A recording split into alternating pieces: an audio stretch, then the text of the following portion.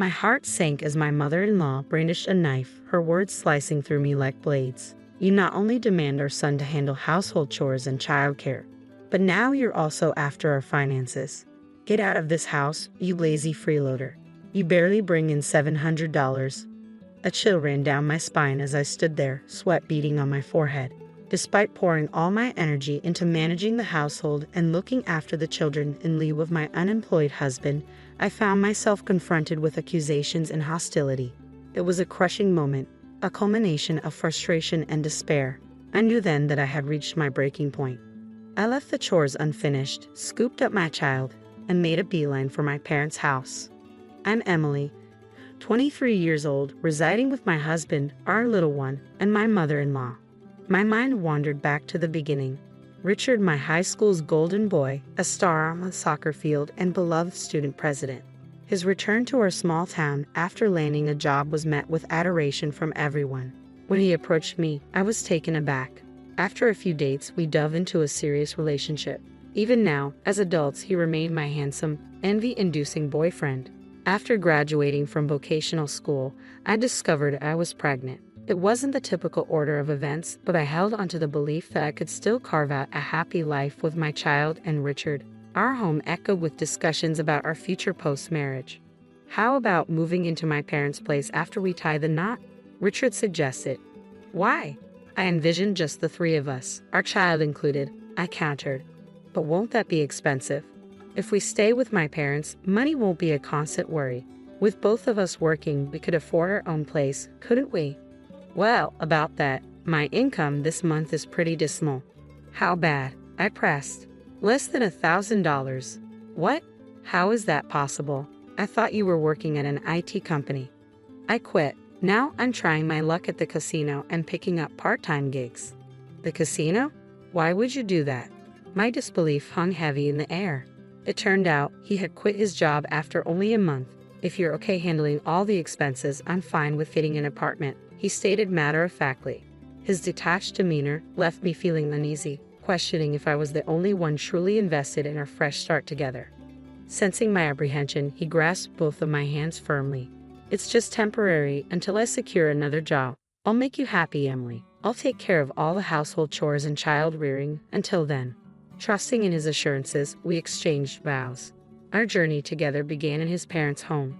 Following a safe delivery, I pledged to give my all for my son. Both Richard and my mother-in-law appeared content, and I eagerly anticipated our shared journey ahead. However, even after our son was born, Richard neglected his responsibilities, opting to spend his days at the casino. After the casino again, what about helping with the household chores and caring for our child? I confronted him about his broken promise. Don't you dare tell me what to do. Richard's sudden outburst caught me off guard. Perplexed by the sudden tension, my mother-in-law intervened, drawn by the commotion. What's all this noise? It's just that I'm overwhelmed with work, and she's asking for assistance with chores and childcare, I explained. What? That's a wife's duty. My mother-in-law's response left me stunned. Richard hadn't informed his mother about quitting his job. Instead, he painted me as an unreasonable wife, burdening him with household chores and childcare. Initially, my mother-in-law, who had been kind, grew to resent me after buying into Richard's narrative. Despite his sporadic part-time work and frequent trips to the casino, where he barely earned $700, Richard persisted in his fruitless attempts to double his earnings, often losing everything. I shouldered the majority of our living expenses, which made our lives increasingly challenging. Unable to bear the financial strain any longer, I reluctantly re-entered the workforce. After dropping off our son at the childcare center, I was fortunate to secure a job as a dental hygienist rather swiftly. However, upon returning home each evening, I was greeted by my mother-in-law's tirades. What time do you call this? This isn't playtime. You're a parent, yet all you do is gallivant around. Get dinner started now. In her frustration, she slammed the newspaper she was holding onto the floor, a common occurrence whenever she was upset. My mother-in-law had a volatile temperament, her mood shifting at the slightest provocation. The unpredictability of her reactions left me feeling powerless. Juggling the responsibilities of caring for my young son, working and managing household chores left me mentally and physically drained. Unable to endure it any longer, I resolved to confront Richard once again. I intercepted him early in the morning before he headed out to the casino. Listen, I've reached my breaking point. Can't you lend a hand with our child, even just a little? What?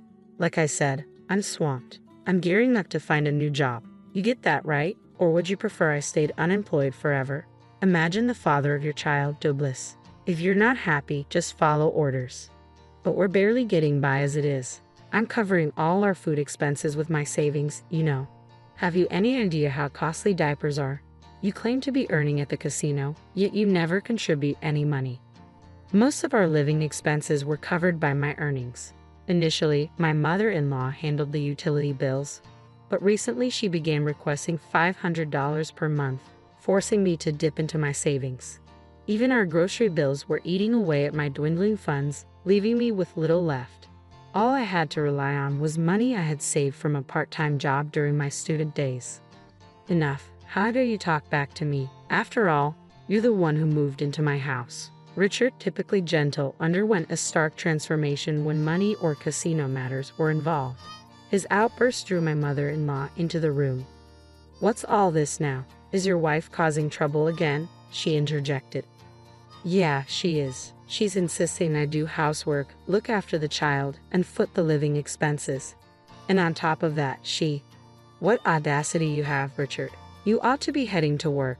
Thanks, I'll handle it from here, Richard declared loudly as he stepped outside. Mother-in-law's eyes narrowed. You've got some nerve, burdening us with childcare and household chores while demanding money. It's disgraceful. It's not like that. I'm not making demands. It's just that without a little assistance, life is incredibly challenging. Perhaps you're not managing it well. Are you being careless with money? Mother-in-law seemed oblivious to the reality. She had no idea that her own son was unemployed and spending all his time at the casino. I had been instructed to stay silent, but I was at my wit's end. Do you know that Richard isn't bringing in a single cent? He's unemployed because he quit his job. What are you implying? Richard has always been outstanding.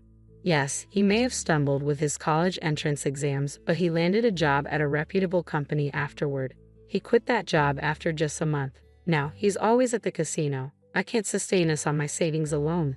That's absurd. Stop spouting nonsense. Mother-in-law vehemently rejected my claims. Her son, who had always been a star in sports and academics, was her pride and joy. The idea that he was now unemployed and squandering his time at the casino was too much for her to accept. Her face flushed with anger, mother-in-law stormed out of the room. When she returned with deliberate steps, I was taken aback to find her wielding a knife. What are you intending to do? Please put it down, I pleaded, edging away while cradling my son. Mother-in-law closed in slowly, the blade held menacingly aloft. With a chilling precision, she brought the tip of the knife to my throat. Enough of your insults toward my son. Having a wife like you is dragging Richard down. You're a lazy leech, surviving on a measly $70,000. Leave this house. Her harsh words sent shivers down my spine. Any sudden move could endanger my son. Seeing my silence and the fear etched on my face, mother-in-law seemed satisfied and lowered the knife. But you understand, there's no place for parasites like you. Just keep quiet and tend to your chores, she spat before retreating to her room. Relieved of the immediate threat, I crumpled to the floor, my son's sobs echoing in the tense air. I comforted him with gentle strokes on his back, but inside, a resolve solidified. We couldn't remain in this house any longer. The casual threat of a knife was unfathomable. She seemed devoid of humanity. I had been swayed by Richard's honeyed words until now. After each argument, I felt compelled to stand by him, believing he'd crumble without me. But I had reached my breaking point. Above all, my maternal instinct screamed to shield my sobbing son in my arms. This environment was no place to raise him. The decision was made. We would leave the next day. In the morning, my mother-in-law's stern voice pierced the air. Emily, please prepare for my husband's memorial service next week. All our relatives will be attending, so ensure everything is flawless, she commanded before hurrying off to a neighbor's house, leaving no room for my response. The following week marked my father-in-law's memorial service. Richard and my mother-in-law were discussing arrangements for a lavish feast and reminiscing about him. I was tasked with all the preparations, but I found myself mentally checked out. As soon as Richard and my mother-in-law stepped out, I hastily gathered my belongings and fled from their house. I didn't have much, just my clothes, my son's toys, and diapers.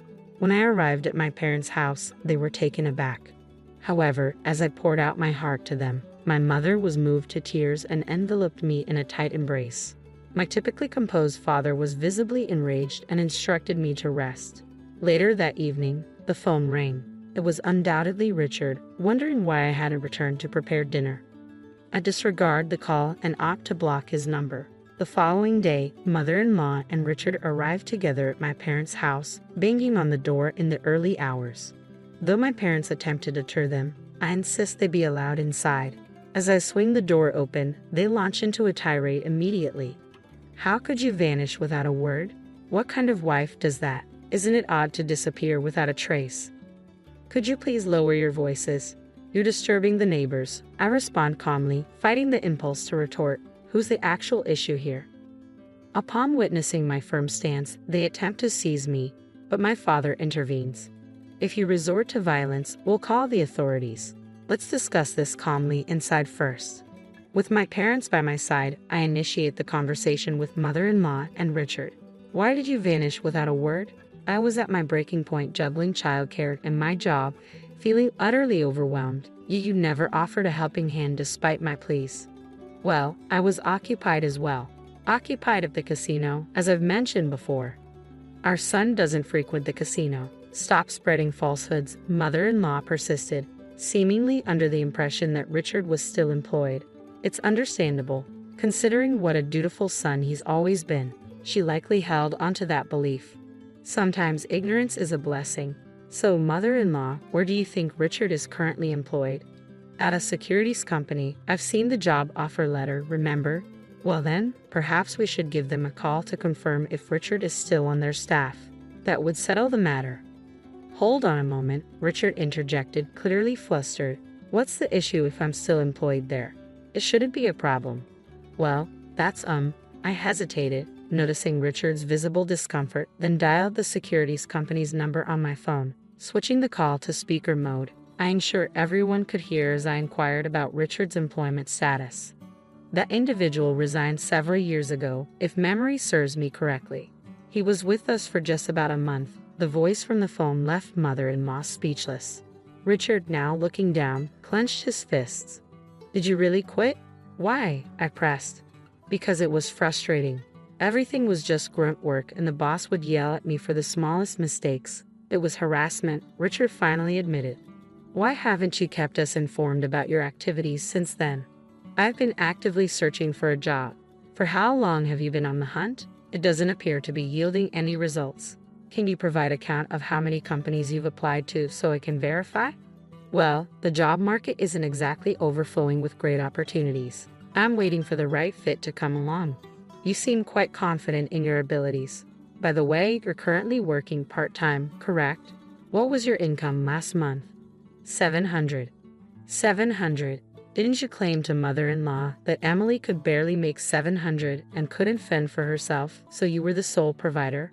Apparently, he missiled mother-in-law, suggesting I wasn't bringing in anything, but the reality was quite different. As a dental hygienist, my salary isn't extravagant, but I was making at least $2,000. Upon learning the truth, mother-in-law flushed crimson with anger, shooting daggers at Richard. Faced with the reality, Richard erupted in fury. Why must you do this? This is all you're doing, making me appear foolish. His pride evidently wounded, he couldn't bear the humiliation, slamming his fists on the table in frustration. You shouldn't divulge such matters in public. It's defamation, I uttered in disbelief. If you wish to pursue legal action, feel free, but I'll counter with a lawsuit for your knife threat as well. And let's not forget, lawsuits come with a hefty price tag. Do you have the funds? Richard retorted, clicking his tongue in frustration. It was likely he had squandered all his earnings at the casino. Meanwhile, mother-in-law remained in shock upon discovering the truth about Richard's unemployment. I've laid it all out for her. I'm the sole earner covering all our living expenses. When Richard and I wed, he promised to manage household duties and childcare in lieu of my job. But once married, he failed to fulfill any of those obligations. That contradicts what I've been told. Mother-in-law seemed to blindly trust whatever Richard fed her, right? She became agitated when I requested assistance with chores and childcare. She even resorted to brandishing a knife, commanding me to keep quiet and attend to my housework. I could see my mother-in-law's complexion draining. Standing before my parents, being confronted for her misconduct, she appeared uneasy. Mother-in-law, you haven't contributed a dime to the household either. We've relied solely on my income all this time. I have no intention of continuing to toil for you, so I'm requesting a divorce. Divorce? Hold on a moment, don't just drop such bombshells out of nowhere. Yes, indeed, I'll pitch in as well, so please reconsider and return, they implored. No, thank you, I firmly reiterated, their surprise evident in widened eyes. It was likely a shock for them, accustomed to my usual compliance even amidst shouting or persistent pleas, to hear my unequivocal refusal this time. I refuse to live with someone who resorts to wielding a knife to assert dominance. I'm exhausted from sharing a roof with Richard, who spends his days gambling at the casino. I intend to seek compensation for all the labor I've contributed thus far, as well as child support. That's going to be quite a challenge. I simply can't afford such payments, mother-in-law protested. Well then, cease gambling immediately and start making payments, I countered. But I can't possibly do that. I'm unemployed. Richard's admission left me flabbergasted by his sheer lack of foresight. You're unemployed because you're too selective about the jobs you're willing to take. Do you have any idea what it means to be willing to do whatever it takes? There aren't many companies out there willing to hire someone with no significant qualifications or work experience. Don't take society for granted. Many people are out there working tirelessly in challenging conditions to make ends meet. Yet individuals who quit their jobs on a whim because they're upset or don't enjoy their work, nobody's going to be eager to hire them, he lectures, expressing doubt about Richard's ability to find employment given his current approach. I'll have my lawyer handle the divorce proceedings. Please refrain from contacting me in any way from now on. What about us? How can you be so selfish? What will become of us? Mother-in-law's anger flared at my statement. I'm not sure. Perhaps you should find a way to support yourself, I retorted, deliberately adopting a puzzled expression in response to her heated words. Heartless. I won't tolerate being called that by you. Remember when you referred to me, your daughter-in-law, as a leech surviving on a meager $700 a month? It was you who held a knife to my throat and demanded my silence. And by the way, the lazy individual earning $700 a month is sitting right beside you. Aren't you going to ask him to leave? As I spoke, mother-in-law trembled with rage. Perhaps I had pushed too far. Suddenly, she lunged forward, grabbing my collar. Stop it. I warned you, I'll call the police if you lay a hand on her. My father intervened forcefully, trying to pull her away, but she was too agitated to be restrained. So, not content with threats of a knife, now resorting to physical violence. Barbaric, wouldn't you agree it's best not to compound your offenses? I challenged mother-in-law, met with a resentful glare. Disregarding her, I turned my attention to Richard. I held on to hope that you would change, but I'm relinquishing that now. My priority is to protect our son. I won't burden you any longer. I'll handle the finances, the household chores, and childcare. Please come back. You'll handle the money? Really? Even with careful budgeting, it exceeds $1,000 a month. Can you manage that? Richard's complexion paled at my words. He had never earned more than $1,000 since quitting his job. But I have Mom's pension. So you're admitting you're relying on my pension now? Even my usually composed mother-in-law couldn't contain her frustration at Richard's absurd declaration. I don't have any other options. I'm unemployed. I've been doing some part-time work now, Richard replied defensively. Can't we attempt to resolve things? Mother-in-law interjected, hoping for reconciliation. Finally breaking his silence, my father addressed Richard sternly. Richard, you and your mother have taken undue advantage of our daughter. Had I known your true character, I would have vehemently opposed this marriage. I refuse to allow her back into your home. I'm cutting all ties with you.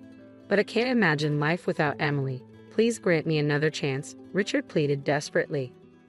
Don't be ridiculous. Life without our daughter? Yet you're already relying on her. A man unwilling to strive for his own livelihood and to ensure his wife's well-being doesn't deserve our daughter. Leave at once. My father's voice carried an unusual edge, sending shivers down my spine. Richard knelt, head bowed, a pitiful sight devoid of the charm I once saw in him during our college days. Please reconsider, Emily. I'm begging you, Richard implored, his voice tinged with desperation. But my parents remained resolute. They had reached their limit. I refuse to be treated like a servant by the two of you any longer. Please refrain from involving me in anything moving forward, I asserted as we ushered them out of the house, swiftly locking the door behind them. For a while, they pounded on the door, shouted, but when a passing police officer intervened, they hastily fled. Afterward, I learned that Richard had been disowned by his mother and ejected from their home. He now resides in a dilapidated apartment, scraping by on welfare and sporadic part-time jobs. His volatile temper renders him unable to hold down any job for long, leading to a revolving door of positions at convenience stores, construction sites, and the like. Financial strain weighs heavily on him. In his efforts to meet his obligations for compensation and child support, Richard juggles multiple part-time jobs, leaving little room to pursue full-time employment. Rumors circulate that he still frequents the casino and may even be in debt. However, I pay little mind to such hearsay. News of Richard's downfall spreads rapidly among our former high school peers, prompting numerous sightings and updates. Reports of his eviction by his mother and their frequent altercations become common knowledge. His unemployment and abandonment by his wife become public gossip. Undoubtedly, his mother feels a deep sense of embarrassment after years of boasting about her son's achievements. She seldom ventures outside now. With the unwavering support of my parents in managing household duties and caring for my son, I continue to work. I now enjoy more quality time with my son, no longer needing to rely on daycare services. My parents' assistance has provided me with newfound freedom and stability. Taking care of him has made everything so much better. I only wish I had initiated the divorce sooner. Moving forward, I'm determined to cherish every moment I spend with my son and witness his growth up close. I should have been overflowing with joy at finally owning the home of my dreams, but instead, I find myself dreading each weekend. The reason? My husband's parents visit every single week, and each time, I'm treated like a maid. Far from getting a break from work-related stress, I only grow more exhausted with every day off. Reaching my breaking point, I decided to invite my own parents over, hoping it would deter my in-laws from their constant visits. But when I told my husband, he erupted in anger. Don't you dare invite your parents. If you don't like living here, you can leave. Fine, if that's how it's going to be, I'll leave. He'll be the one to regret this decision. My name is Emma, and I've been married to Michael for 5 years. We were previously renting, so the purchase of our new home was a big milestone for us. However, it didn't escape Michael's parents. "Oh, Emma, we heard you're finally buying your own house," his mother exclaimed. "Yes, that's right. If you need any help finding places, just let us know. We're more than happy to assist," she added. "Thank you. We might start visiting some open houses soon," I responded, though the idea of their continued involvement made me uneasy. I had envisioned selecting our new home with Michael as a personal and carefully considered process, but my mother-in-law had other plans. Just yesterday, she showed up unannounced with a brochure for a plot of land that's up for sale. "Emma, what do you think about this property? It's close to the subway station and has enough space for a duplex house." A duplex house? It dawned on me that they must be planning to move in with us. That's why she's been so involved in our property search, offering suggestions like, it would be better to live near the subway to avoid walking too much, or a nearby supermarket would be so convenient. I thought she was simply being helpful, but it turns out she was pushing for features she prefers, clearly with the expectation of sharing our new home. I immediately brought this up with Michael. "Michael, your mother came over this afternoon with a brochure for a plot of land. It looks like she and your father might want to live with us." "Oh yeah, she did mention something like that," he replied. "What? You heard it from your mom? Why didn't you tell me something this important? I thought we'd discuss it once it was more finalized." "Do you have objections, Emma?" "Yes, I do. I envisioned us living alone together. Besides, your parents are still healthy, aren't they? While I can't predict the future, I believe it's best for us to live separately for now to maintain a good relationship." "I understand how you feel, Emma," Michael said. Michael listened to my concerns and managed to convince his parents that we weren't planning to live together at this time. After hearing his reasoning, it seems his parents finally relented. I was grateful to him for handling the situation so well. "Thank you, Michael." "No problem, Emma. If your parents want to live with them, we won't force it. Instead, let's make sure my parents visit our new home frequently after we move in." Eventually, Michael and I found the perfect house and moved in. As soon as we settled, his parents came over to check out our new place. "Emma, congratulations on the move. Your house is wonderful," his mother exclaimed. It seemed she was pleased with our home. "You're always welcome to visit," I replied warmly. That evening, we all enjoyed a meal together at the dinner table. The following weekend, I suggested to Michael that we go shopping for living room decorations, but he seemed hesitant. "Can we put off the shopping for another time? Do you have plans for the weekend?" "My parents wanted to come over," I explained. "What? They just visited last week. They seem to really like this house. Remember, you said, feel free to visit anytime, right?" "Well, yes, I did say that. But could you handle dinner and entertain them a bit?" Soon after, his parents started visiting every week, and their demands grew with each visit. "Emma, it's been so hot lately, and I'm feeling drained. Something light, like noodles, would be fine for lunch. But for dinner, I'd like something hearty like steak. Also, do you know the new pastry shop near the station? It's the talk of the town, so I think it'd be perfect for dessert. Could you pick up some?" They began arriving early in the morning, giving orders, never helping with chores, and then leaving. By the second visit, they even assumed it was okay to stay overnight. "Where's the typhoon? And since your parents enjoy a good breakfast, could you have it ready for us first thing in the morning?" The demands from my in-laws kept increasing. Between managing their needs and my work fatigue, I barely had a chance to rest on weekends, which only added to my exhaustion. Reaching my breaking point, I made a heartfelt plea to my husband. "Michael, I really need your mom and dad to stop staying over every weekend. We can't just refuse them. They've made it clear they want to visit." "Well, you could set some boundaries. Look, with working on weekdays and taking care of your parents from morning till night on weekends, I'm left with no time to rest. Consider this, if we were living with them full-time, it'd be every single day, not just weekends. They originally wanted to move in with us, but since you strongly opposed it, we prioritized your wishes and they agreed to back off. Compared to living together, having them over on weekends might actually be the better option." But it was becoming unbearable to continue this situation indefinitely. As I wrestled with what to do, my mother called.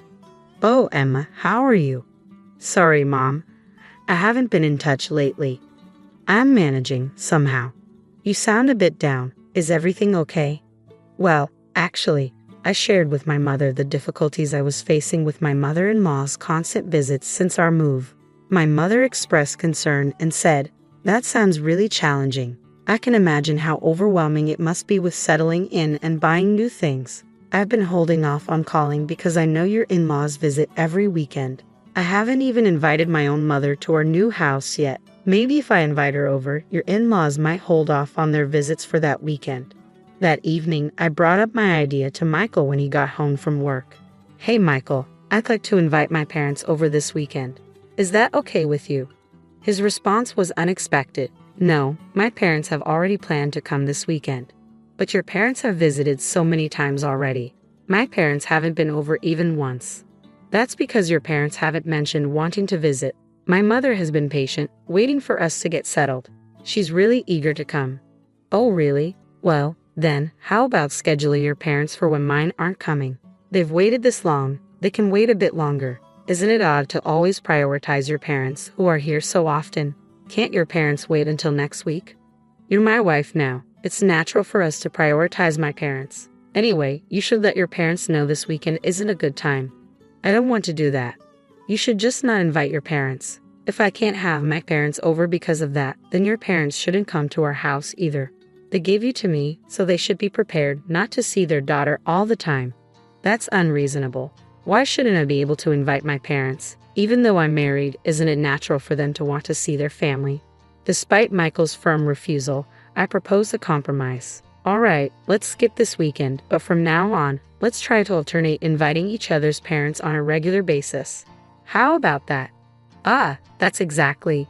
If you're going to suggest something as troublesome as this, we might as well not invite your parents at all. Let's just end this conversation." "But we haven't resolved anything yet. I've made up my mind. I'm not letting your parents come over. If you don't like it, you can leave." No matter what I said, Michael only focused on his parents, never considering me or my own family. His refusal to discuss the matter and his insistence on his own way finally pushed me to my limit. "Fine, if you're that determined, Michael, I'll leave. And when that happens, it'll be too late for regrets. Regrets? What would I regret if you're gone? Just remember this. I won't accept any apologies. Don't come back asking to return. Leaving behind a Michael who was laughing loudly, I went home and shared what had happened with my parents. They agreed that Michael's stance was unreasonable, with my father particularly upset. A person who can't respect their family is fundamentally flawed. I'm disappointed in Michael. You should stay here and not go back to that house. His words reassured me that I wasn't at fault. Feeling a sense of relief, I resolved to pursue a divorce. A few months later, I received a call from Michael. Hey, how much longer are you planning to stay away? Have you forgotten what day it is? This Saturday. He spoke with a tone of urgency. Oh, right, it's the day we were supposed to host your coworkers at our new house. Yes, exactly. We've been planning this since we moved. Remember? But isn't your mother-in-law supposed to come that day? Why don't you tell your coworkers that my parents are visiting and cancel the gathering? There's no way I can do that. I've invited a new boss for my department, and canceling now could impact my future at work. I don't care. You're the one who kicked me out, remember? Is this really the time to be arguing? Stop sulking and come back. We need to start preparing for everyone's arrival or we won't be ready in time. I'm not coming back to that house. What? Are you really okay with putting my job at risk? I don't mind. I'm planning to leave you. Leave? Are you serious? Yes, I've been considering it since I left the house and my parents agree with me. Your parents too. They're as out of touch as you are. Do whatever you want. I'll have my parents help with the preparations for hosting my coworkers. I don't need you anymore. You're going to regret this. That's what I should be saying. Goodbye. I ended the call abruptly. By now, Michael was probably frantically contacting his in-laws, scrambling to prepare for the office gathering. Since his in-laws had made themselves so comfortable, it was about time they faced some inconvenience. That problematic weekend, our home phone rang in the afternoon. When I answered, Michael's flustered voice came through. Why is Emma answering the phone? I was trying to reach my new boss. Why? Well, because this is my house. Emma's house. Don't tell me the new boss is Emma's father. Yes, my father used to work at Michael's company. He's been away from the main office for a few years as an advisor for a related company's new venture, but he's set to return to the main office next month and will be Michael's new boss. I knew about the internal announcement, but I couldn't reveal it until the embargo was lifted, even to Michael, my husband. I assumed he would figure it out when he saw the boss's name in the announcement, but it seems he didn't check it properly. Michael began to plead desperately. My mother has prepared expensive ingredients and fine alcohol, but no one is coming. When I contacted my colleagues, they said there was a huge commotion at the company because I didn't invite the new boss. If the boss doesn't come, no one else will. They've been asking me to convince my father to come and clear up the misunderstanding. Michael continued. Misunderstanding. It's not a misunderstanding. It's a fact. You said, don't ever invite my parents to our house, didn't you? I didn't know your father was my boss at the time. Then the situation is different now. That's a rather convenient excuse. I asked you repeatedly if you'd regret this, didn't I? Well, it's too late for regrets now. You're responsible for cleaning up your own mess. I hung up before Michael could respond. I informed my father about Michael's call, but understandably, my father had no intention of visiting. There's no need to go to the house of someone who disregards his own family. My father was even more enraged. My father is scary when he's angry. He was looking forward to using the expensive ingredients and alcohol he bought for today, but it seems all that effort was for nothing. The next day, Michael arrived at our house, looking pale and distressed. Emma, I'm sorry for everything I've done. Let's start over. Please come back home. Instead of me, who was staring at him in shock, my father spoke up. Start over. Do you even understand what you've done? Michael, looking pale, knelt before my father. Sir, I'm deeply sorry for my actions. I'm here to apologize. You've ignored my daughter for months and haven't even bothered to visit her. I didn't realize you'd be so unreliable. That's not the issue. I've been busy with work. Oh, really? I heard you're also working weekends. Weekends? Well, Michael stuttered. It's likely his mother was visiting him every weekend. Michael, who never did any housework, would have struggled without her help. I'm sure she was also assisting him during the weekdays, taking advantage of my absence. My father, sensing the underlying issue, said sternly, "Forget it. It seems you get along well with your parents. It looks like you rushed into marriage before you were ready to stand on your own." That's not true. I do respect Emma's feelings and even turned down the idea of living with my parents. Is it really natural for a couple to decide whether to live with their parents? You kept pressuring Emma to accept your parents and never listened to her. How does that show you're prioritizing her feelings? Well, and marriage means that both families become connected. Yet you invited your parents over every weekend while completely shutting us out. How could you disregard Emma's family like that? I didn't know you were going to be my boss. If I had known, I would have invited you before my parents. That's exactly why I say you're self-centered. You don't understand anything. People like you should be in a leadership role. My department doesn't need someone as selfish as you. But, silence. Get out of my house now and don't ever come back. Afterward, my father advised his superior to remove Michael from his department and reassign him to a regional branch. With Michael's reputation for selfishness, no one defended him, even his parents who had once doted on him. Couldn't follow him to a remote location. They now see him only once a year, if that. Meanwhile, I've been enjoying the comfortable life at my parents' house after finalizing my divorce with Michael. I focus on my work during the week and spend weekends with the people I love. Reflecting on my past, I appreciate my new freedom and the ability to live a normal, satisfying life. Moving forward, I want to cherish my parents and enjoy living at my own pace. My name is Emily. I live with my husband in a spacious house. We have a son named Richard who reached adulthood a few years ago and moved out. Initially, I felt lonely without him, but I've since adjusted. Still, it always brightens my day when he calls to say he's coming home. One day, Richard called to tell us he was visiting and had someone special to introduce. From the moment we heard this, my husband and I were filled with excitement. Before noon, Richard arrived with a lovely woman by his side. Although I had an inkling from his words, I never truly expected him to bring someone home. My son, beaming with pride, introduced her. Her name is Karen. Isn't she wonderful? She's my wife. I was momentarily stunned, struggling to grasp his words. After a brief pause, I asked, "Richard, did you say Karen is your wife? Not your girlfriend?" Richard nodded with a grin. "Yes, Mom. Maybe you're going a bit deaf." I couldn't bring myself to laugh at my son's teasing. "I haven't heard about you getting married. Did you know about this?" I asked my husband. He shook his head, equally puzzled. "No, I didn't hear anything either." We both turned to Richard, seeking an explanation. With a proud smile, he said, "That's why I came to announce our marriage registration today. By the way, we had a grand wedding in Bali with our friends." We were speechless. Richard, oblivious to our stunned reaction, continued to rave about the wonderful wedding in Bali. My head began to ache, and I carefully asked, "You've already registered and had the wedding. Why weren't we invited?" Karen, who had been silent until now, spoke up. "Do we need to invite strangers?" I was taken aback by her words. She continued calmly, "Isn't it a waste of money?" I couldn't hold back my emotions. No, we are Richard's parents," I said, my voice trembling. Karen seemed unconvinced and said with a dissatisfied look, "But you're strangers to me." I was taken aback and fell silent. My son must have finally noticed the tension in the room and hurriedly explained, "Karen has no parents or siblings. It would have been sad if she was the only one without family at the wedding. That's why I didn't invite you guys." Hearing about Karen's situation left me at a loss for words. I thought if that's the case, maybe it could be understood. Of course, I wasn't entirely satisfied, but I told myself it was too late since the wedding was already over. After the newlyweds left, I confided in my husband. "I wonder if those two will be okay." He shared my concern but said, "It's their decision. They're already married. All we can do is watch over them."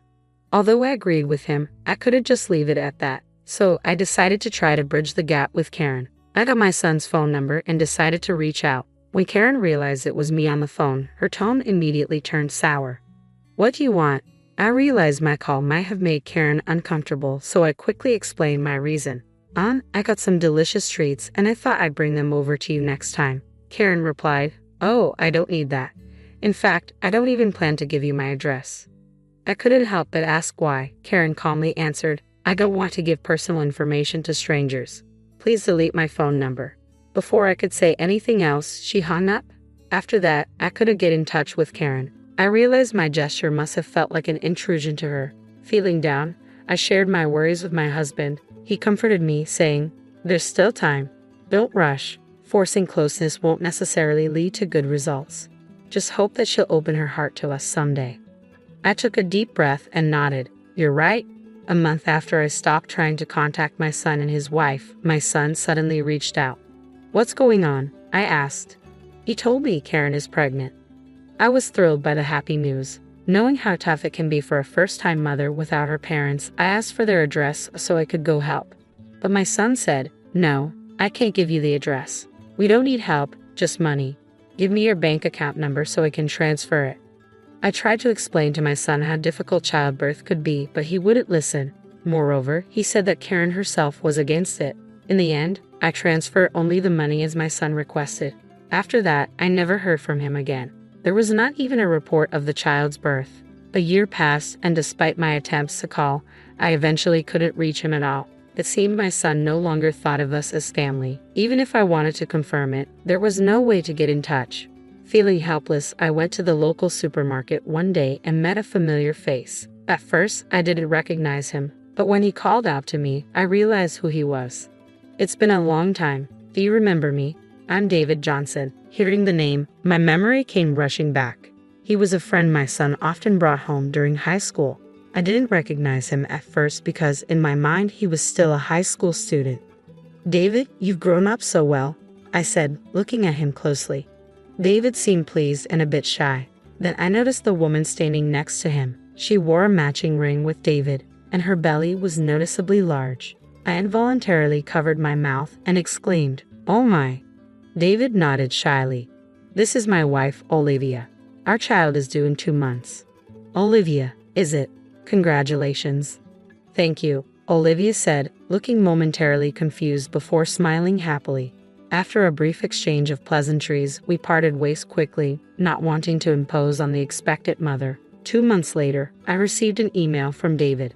We had exchanged contact information during our reunion because he wanted to share the news of the birth. The email included a photo of their newborn baby, a truly adorable little one. As I looked at the picture, I couldn't help but imagine what it would be like if it were my own grandchild. I looked at the photo of the baby, someone I had never met, and found myself shedding a few tears. I emailed David, offering to send a gift to celebrate the occasion. Shortly after, a flustered David called me.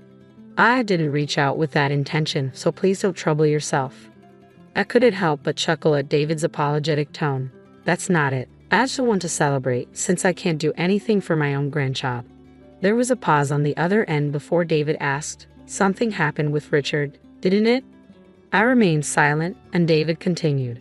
"I was hesitant to tell you, but actually," he revealed a shocking story. Olivia was originally Richard's girlfriend. Richard had chosen another woman and unceremoniously dumped Olivia. That woman was Karen. Olivia was devastated after being abandoned by Richard, and I couldn't leave her to deal with it alone. I tried to convince Richard to make things right, but he wouldn't listen. Eventually, I gave up and ended our friendship. David's story ended there.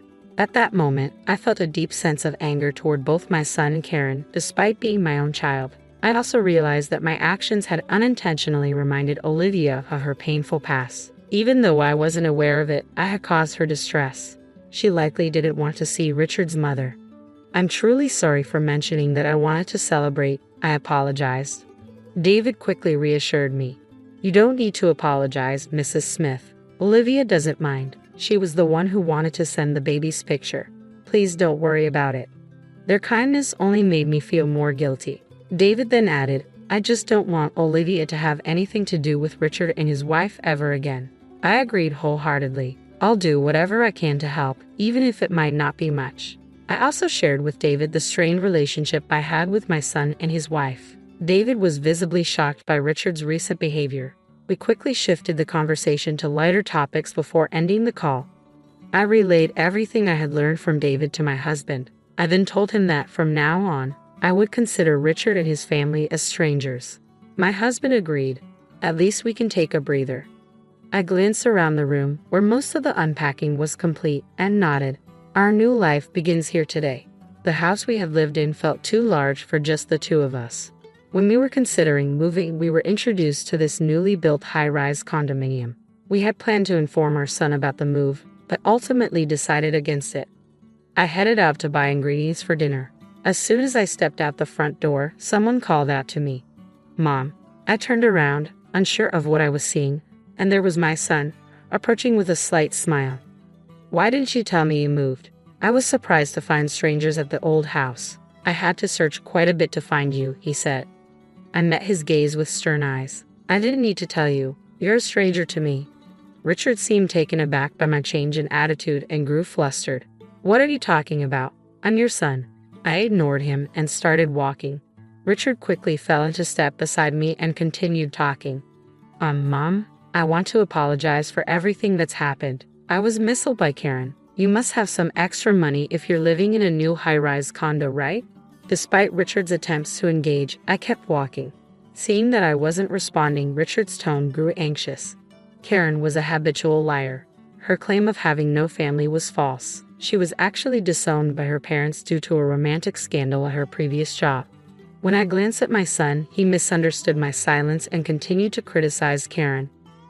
Karen came to me for money after she couldn't make it on her own after quitting her job. I was just deceived. I should be able to live in that high-rise condo too. I stopped and faced him. He seemed hopeful that I was finally ready to listen, but I held his gaze firmly and said, "You chose that dishonest woman despite being in a relationship with someone else. This is the consequence of your actions." Richard looked stunned by my words. I delivered my final message. "Your only family now is Karen. You two are perfectly suited for each other." Leaving him there, I walked away and contacted David. I was concerned that Richard might cause trouble for David or Olivia.